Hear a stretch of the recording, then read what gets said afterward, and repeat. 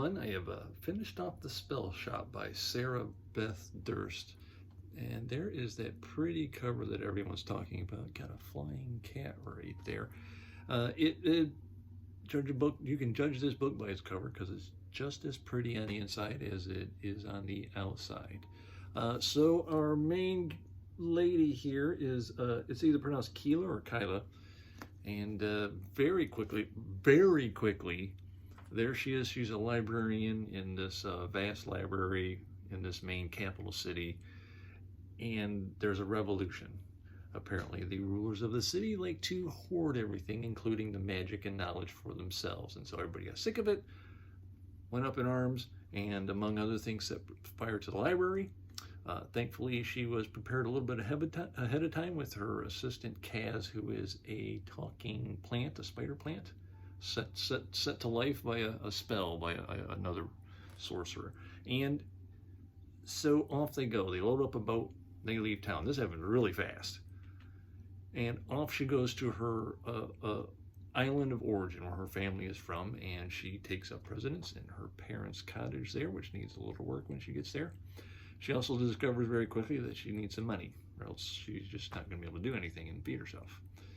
The island itself, she finds out, is a little rundown, and it appears that the hoarding of the ruling class in the city she fled hoarded up magic, and sorcerers used to come here and take care of things. They took care of the trees, they took care of a fountain, they took care of these, I can't remember what they call them now that I finished this, these mer creatures that are half fish, half horse. And they have a hard time giving birth. Everything's a little worn out. And magic used to save the day, and there is no magic there anymore. There's magical things there, like the flying cat. And so she decides, with the books that she has with her assistant, maybe there's some spells they can come up with to try to help things out. They are afraid, though, to be discovered, and so they, for example, when they go to heal a tree that is dying, they call it a remedy. They get the ingredients together, cast a spell when no one's looking, and lo and behold, the tree is healed. So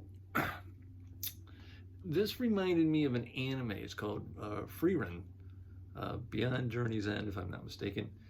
And I think you can watch it on Netflix right now, where Freerun is a full-blown wizard, and she, even though she is very, very powerful, she chooses to, what she prefers is helpful, pretty, rare magic, like helping to flowers grow atop this, I don't know what kind of hill you would call it, but it was like a very narrow hill with just some flowers on top of it. She helped things regrow there, that kind of thing. She likes the little simple things, the pretty things.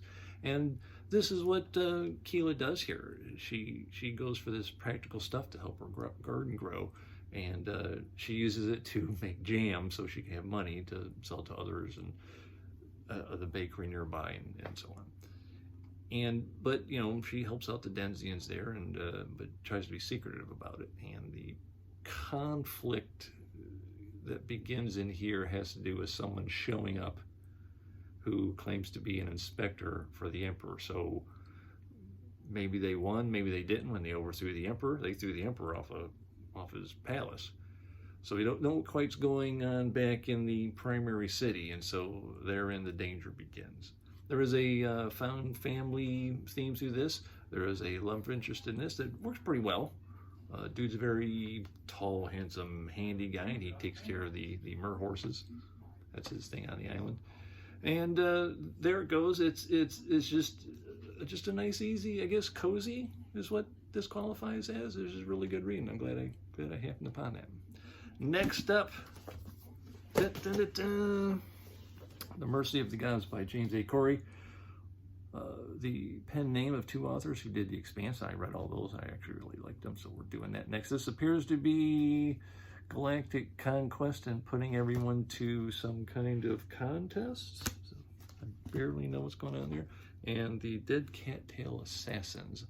So with this, I believe it is assassins who have to follow a set of rules, and this one here breaks the rules, and I guess she's on the run possibly. We'll see what happens. There's one thing I noticed in a lot of assassin genre stuff There's the one that initially got me into the assassin genre. We all know what that is. And is that a lot of assassin books don't really do a lot of assassinating.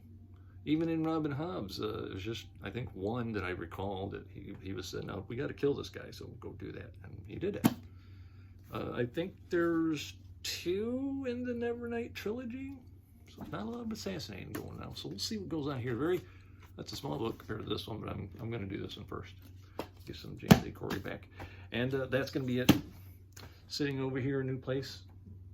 Not a new apartment, just a new spot because it's gray outside and it didn't really have good, not that I have good lighting anyway, but it was bad. I couldn't get a good look at me. So here we are sitting on the floor next to the kitchen to get some rays of light upon me. There you go. Thank you. Until next time. Bye-bye.